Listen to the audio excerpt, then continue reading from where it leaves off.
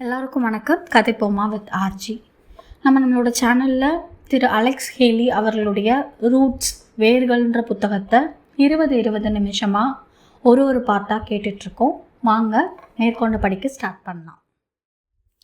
அவர்கள் கேள்விப்பட்டவரை அந்த பயல்களுக்கு அளிக்கப்படவிருந்த பயிற்சி முறை அதை காட்டிலும் பயங்கரமானது. காலையில் திருக்குரானை மனனம் செய்து ஒப்பைப்பதில் ஆர்வம் காட்டவில்லை என்று ஆசான் பொடியன்களுடைய தலையை பதம் பார்த்து விட்டார். பள்ளி திடலை விட்டு வெளியேறி ஆட்டு மந்தைகளை ஓட்டிக்கொண்டு மேய்ச்சல் பகுதிகளுக்கு சென்றவர்கள் தங்களால் மறக்க முடியாததை நினைக்காமல் இருப்பதற்கு தவியாய் தவித்தனர். எது எப்படியோ அவர்களையும் ஒரு நாளைக்கு தலையில் முக்காடு போட்டு அந்த முரடர்கள் அடித்தும் உதைத்தும் கிராமத்து வீதி வழியே தரதரவென்று இழுத்து செல்ல போகிறார்கள். அவர்கள் அனைவரும் நன்கு அறிந்திருந்தனர். அழைத்து செல்லப்பட்ட பயல்கள் கிராமத்திற்கு திரும்புவதற்குள் முழுமையாக 12 மாதங்கள் கடந்து விடுவன. ஆனால் அதன் பிறகு அவர்கள் ஆம்பிளைகள். தனக்கு ஒருவர் தெரிவித்ததாக குண்டா கூறினான். பயிற்சிக்கு சென்ற பயல்களை தினந்தோறும் அடிப்பார்களாம். கரமோ என்பவன் சொன்னான்.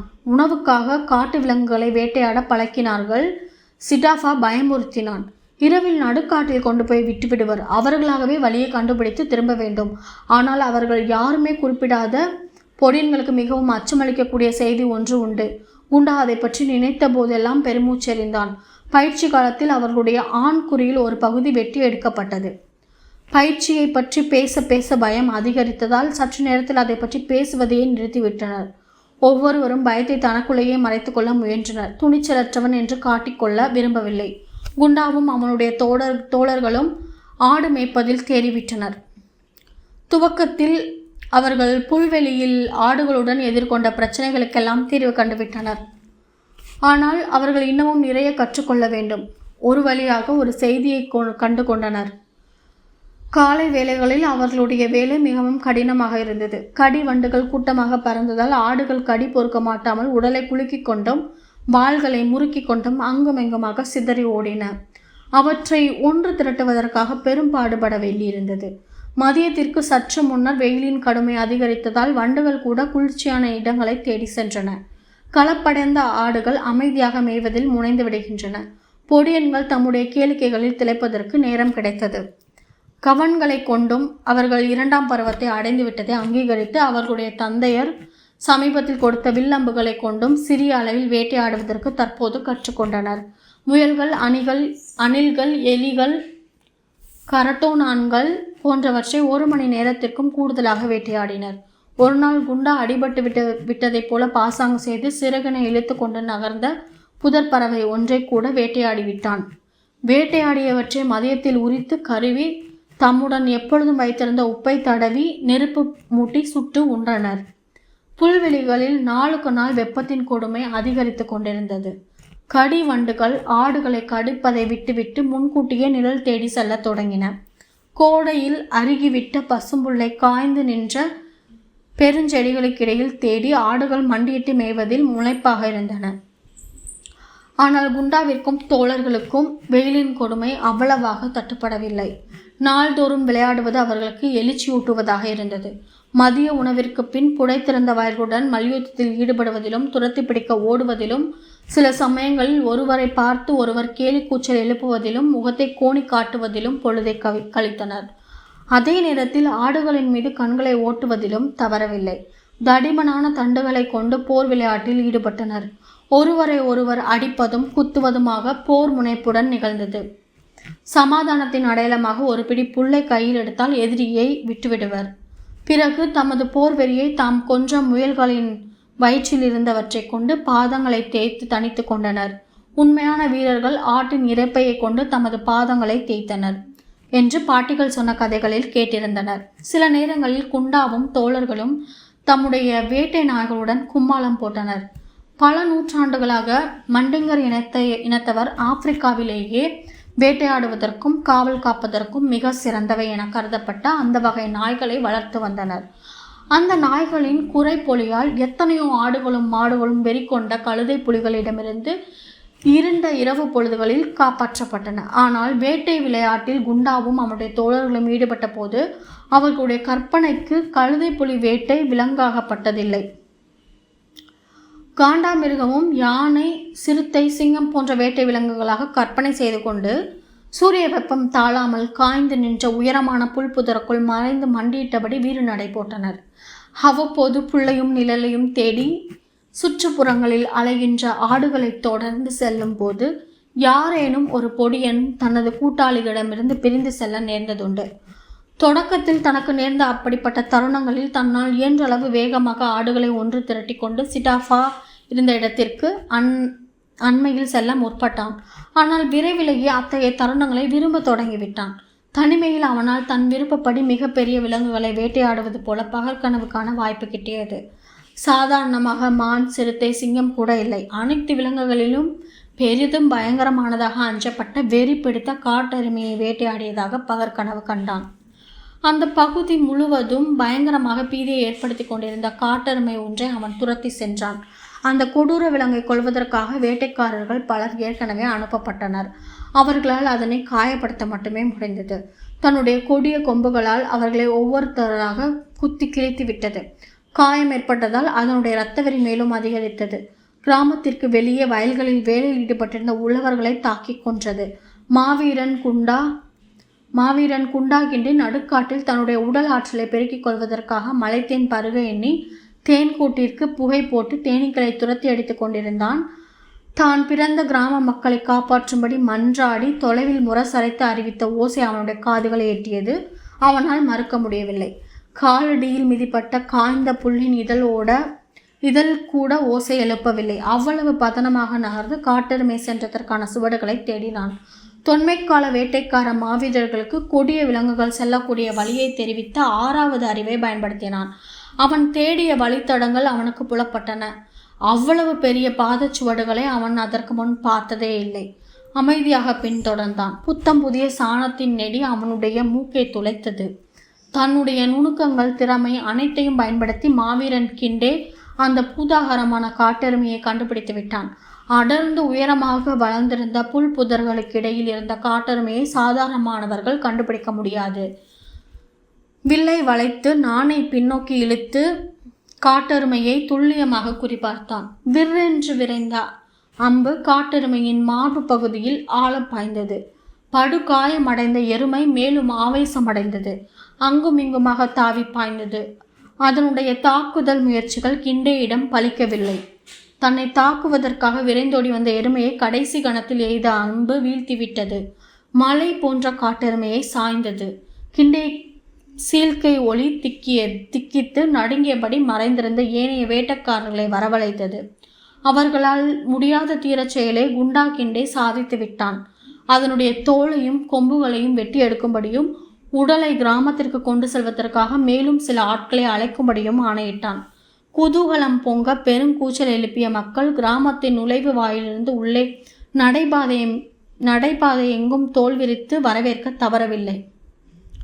கிண்டையின் பாதங்களில் தூசு படியக்கூடாதல்லவா?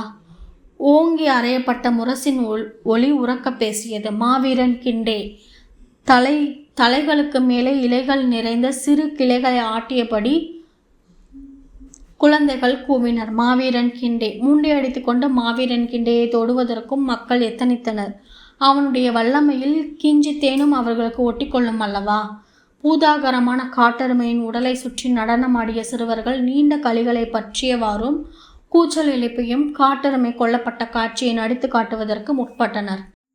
தற்பொழுது கூட்டத்தில் இருந்து கட்டுறுதியும் நளினமும் வாய்ந்த ஜூப்பியூர் கிராமத்திலேயே, ஏன் காம்பியா நாட்டிலேயே கவின்மிகு கருப்பழகி ஒருத்தி அவனை நெருங்கி மண்டியிட்டு குடுக்கை ஒன்றில் குளிர்ந்த நீரை நீட்டினாள். தாகமறியாத கிண்டே கை விரல்களை மட்டும் நனைத்து கொண்டான். ஆனந்த கண்ணீர் ஊற்றெடுத்ததோடு அவள் அந்த நீரை பருகினாள். தன்னஞ்செங்கும் நிறைந்திருந்த காதலை அனைவருக்கும் மத்தியில் வெளிப்படுத்தினாள்.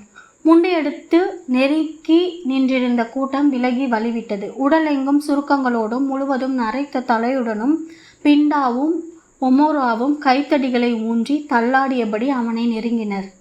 முதுமை எய்திவிட்ட தனது தாயை கிண்டே ஆறத் தழுவினான்.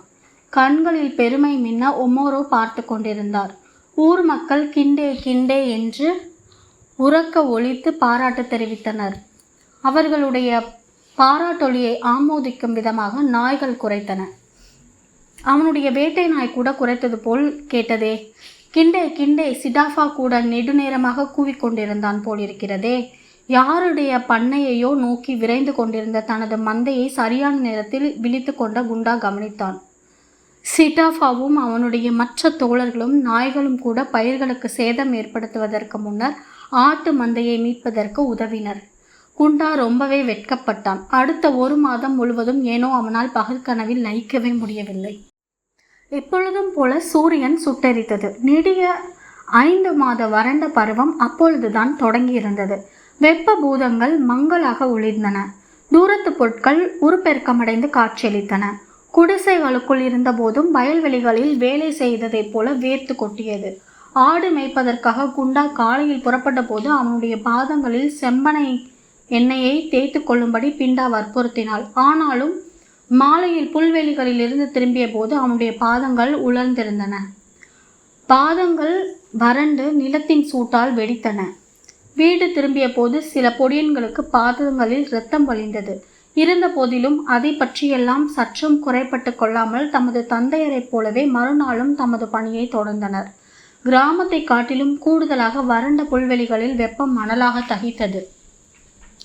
சூரியன் உச்சியை அடைந்தபோது பயல்கள் நாய்களுடனும் ஆடுகளுடனும் புதர் நிழல்களில் மூச்சிறைக்க சொரத்தின்றி அமர்ந்திருந்தனர். சிறு விலங்குகளை வேட்டையாடி நெருப்பில் சுட்டு மதிய உணவு உண்ட காலம் மறையேறிவிட்டது. களைத்து போயிருந்தனர். பெரும்பாலும் வெறுமனே அரட்டை அடிப்பதிலும் ஓய்வாக அமர்ந்திருப்பதிலும் தம்மை உற்சாகப்படுத்தி கொள்ள முயன்றனர். எப்படியோ வழக்கமாக ஆடு மேய்ப்பதிலிருந்த சாகசங்கள் தற்போது தென்படவில்லை. நாள்தோறும் அவர்கள் திரட்டிச் சென்ற விறகுகள் இரவில் அவர்களை வெம்மையாக வைத்துக் கொள்ள தேவைப்பட்டதாக தெரியவில்லை. ஆனாலும் பொழுது சாய்ந்தவுடன் குளிர்ந்த காற்று வீச தொடங்கிவிட்டது. பகலில் வெப்பம் அளவுக்கு அதிகமாக இருந்ததைப் போலவே இரவில் குளிரும் அதிகரித்தது. முன்னிரவு வேளைகளில் உணவுக்கு பிறகு ஜூப்பியூர் கிராம மக்கள் எரிந்து கொண்டிருந்த நெருப்பை சுற்றிலும் குந்தினர். ஒமோரோ வயதை ஒத்தவர்கள் ஓரிடத்தில் எரிந்த நெருப்பை சுற்றி குத்த வைத்தனர். மற்றொரு இடத்தில் எரிந்த நெருப்பை சுற்றி வயசாளிகள் அமர்ந்திருந்தனர். பெண்டிரும் கண்ணியரும் மற்றொரு இடத்தில் சிறு பிள்ளைகளுக்கு கதை சொல்லும் பாட்டிமார் வேறொரு இடத்திலுமாக நெருப்பை சுற்றி அமர்ந்தனர். குண்டாவும் அவனுடைய தோழர்களும் லாமின் போன்ற அம்மன பயல்களுடன் உட்கார்ந்திருந்தனர். தம்மிலும் பொடியன்களிடமிருந்து வேறுபடுத்தி காட்டுகிற அளவுக்கு தள்ளியும் பாட்டி சொன்ன கதை காதில் விழும் அளவுக்கு நெருக்கமாகவும் இருந்தனர். பாட்டிகளின் கதை இன்னமும் அவர்களை கவர்ந்தது. குண்டாவும் தோழர்களும் மற்ற நெருப்பிடங்களில் பேசப்பட்டதையும் உற்று கேட்டனர். உரையாடல்கள் பெரும்பாலும் கோடையின் வெப்பத்தை பற்றியே சுழன்றன. முந்தைய காலங்களில் வெப்பம் தாழாமல் பயிர் பச்சைகள் மடிந்ததையும் சருகாக காய்ந்து போன தவச தானிய பயிர்கள் எரிந்து சாம்பலானதையும் கிணறுகள் வற்றி வறண்டதையும் மக்கள் சாரமற்ற சடலங்களாக ஒட்டி உலர்ந்து போனதையும் முதியவர்கள் கதைத்தனர். அந்த வருட கோடை ரொம்பவே மோசம் என்றவர்கள் ஆனாலும் அவர்களுடைய நினைவு கேட்டிய பழங்கால கோடையை காட்டிலும் மோசமானது அல்ல என்றனர். கிழடுகளுக்கு எப்போதும் கெட்டவைதான் ஞாபகம் இருக்கும் போல குண்டா மனதிற்குள் எரிச்சல் உற்றான். பின்னர் திடீரென்று ஒரு நாள் பகலில் வெப்பம் முன்னெப்பொழுதை காட்டிலும் அனலாக கொதித்தது. நெருப்பு பிளம்பை மூக்கு வலி இழுத்தது போல தகித்தது. அன்றிரவு மக்கள் போர்வைக்குள் நடுங்கியபடி சுருண்டு கிடந்தனர். குளிர் எலும்பை துளைத்து ஊடுருவியது. மீண்டும் மறுநாள் காலையில் மக்கள் முகத்தை தேய்த்துவிட்டு மூச்சை முழுமையாக உள்ளிழுக்க தவித்தனர். அன்று மதியம் வறண்ட காற்று வீசத் தொடங்கியது. அது பலமாகவோ சுழற்காற்றாகவோ வீசவில்லை. அப்படி இருந்தால் கூட பரவாயில்லை. மெதுவாக ஒரே சீராக வீசிய அக்காற்று வறண்ட காற்று, புழுதி கலந்தது. பகலும் இரவும் விடாது தொடர்ந்து 15 நாட்கள் நீடித்தது. ஒவ்வொரு முறை அந்த வகை காற்று வீசிய போதும் மக்களுடைய நரம்பை பாதித்தது. பெற்றோர்கள் தமது பிள்ளைகள் மீது எரிந்து விழுந்தனர். காரணமின்றி அடித்து துன்புறுத்தினர். மண்டிங்கர் இனத்தவர் தமக்குள் சண்டையிட்டுக் கொள்வது மிகவும் அரிது. ஆனால் இப்போதெல்லாம் பெரியவர்களுக்குள் சண்டை சச்சரவு இல்லாமல் 1 மணி நேரம் கூட கழிந்ததில்லை. குறிப்பாக ஒமோரோ பிண்டா போன்ற கணவன் மனைவியரிடையே ஓயாத சண்டை. குடிசைக்கு வெளியில் கூடி நின்று ஊர் மக்கள் வேடிக்கை பார்க்க உள்ளே உக்கிரமான சண்டை நடந்தது. மனைவியின் பெற்றோர் அங்கே விரைந்தனர். சண்டை மேலும் வலுத்தது. தையற் கூடைகள், சமையல் பாண்டங்கள், குடுக்கைகள், துணிமணிகள் வெளியே வீசி எறியப்பட்டன. சற்று நேரத்தில் மனைவி அவளுடைய தாயுடன் உடைமைகளை அள்ளிக்கொண்டு பிறந்த வீடு சென்றாள். 2 மாதங்களுக்கு பிறகு தொடங்கியது போலவே வறண்ட காற்று திடீரென்று நின்றது. ஒரு நாளுக்குள் வளிமண்டலம் அமைதி அடைந்தது. வானம் பளிச்சென்று தெளிவடைந்தது. ஒரு இரவு பொழுதுக்குள் மனைவிமார் அணி அணியாக தம்முடைய கணவன்மார் குடிசைகளுக்கு அரவமில்லாமல் திரும்பினர். சம்பந்திமார்கள் சிறு சிறு பரிசு பொருட்களை பரிமாறிக்கொண்டனர். கிராமம் முழுவதும் நிலவிய பிணக்குகள் சமாதானம் அடைந்தன. ஆனாலும் நீண்ட நெடிய 5 மாத வறண்ட பருவத்தில் இன்னமும் பாதியை கடக்க வேண்டியிருந்தது. அடுக்கு பானைகளில் தவச தானியங்கள் நிறைந்திருந்த போதிலும் தாய்மார்கள் சமையல் செய்த அளவு குறைவாகவே இருந்தது.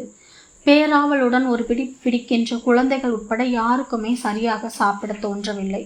சூரியனின் கொடூர கரங்கள் வாட்டி வதைத்ததால் அனைவருக்குமே வலுக்குன்று இருந்தனர். மக்கள் தமக்குள் பேசிக்கொள்வது கூட குறைந்து போயிற்று. செய்தே தீர வேண்டி பணிகளை மட்டும் நிறைவேற்றியவாறு நாட்களை கடத்தினர்.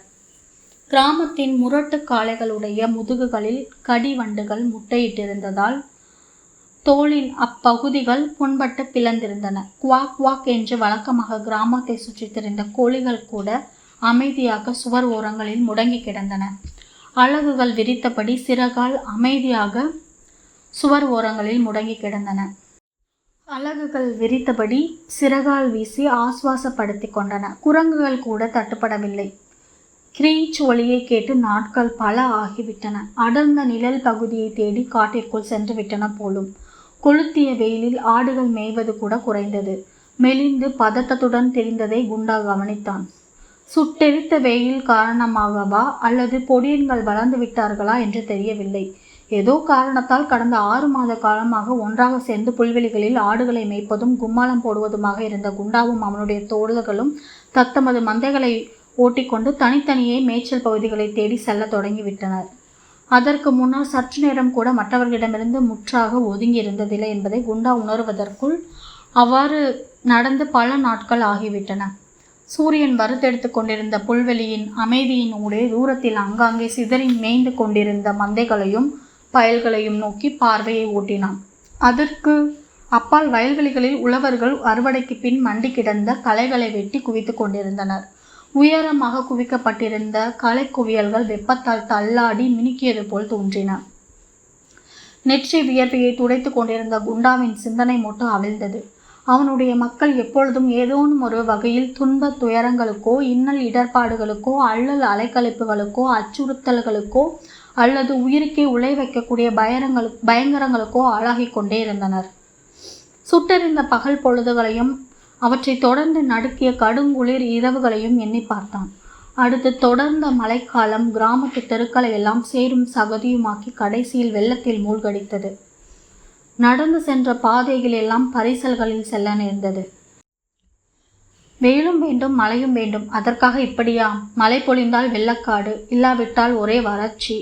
பகலில் வெயில் கொளுத்தினால் அனல் காடு, இரவு வேளைகளில் எலும்பு துளைத்த கடும் குளிரால் பெரும்பாடு.